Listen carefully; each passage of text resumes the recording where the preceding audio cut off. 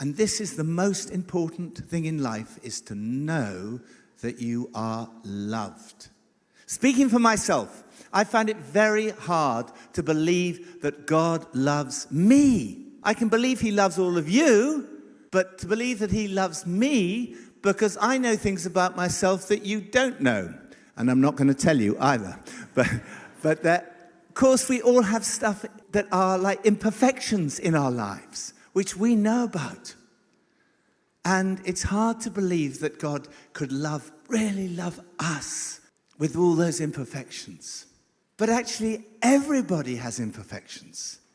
There are only 2 people who've ever been born without original sin. One is Jesus, and the other is Pippa Gumble.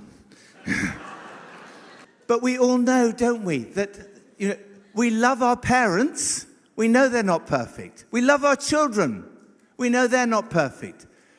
We love our husband or wife, and we know even that they're not totally perfect. We love our friends.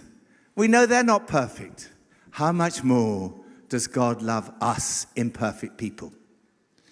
I read this morning, the Bible in 1 year that I'm on, was the baptism of Jesus, where God says to Jesus, "You are my son, whom I love. With you I am well pleased." And as I was thinking about it this morning, I thought, that's what God says to each of us.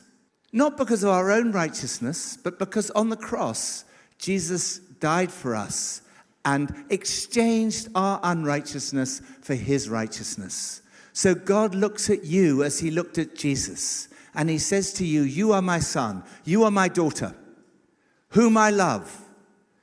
With you I am well pleased." That's the compassion, the love of Jesus. And that's what changes our lives. Because once we know that we're loved, we're set free to love God and to love everyone around. Our hearts are so filled with love. It's like a fire in our hearts for every other human being. This is the compassion of Jesus. And this is what changes the world.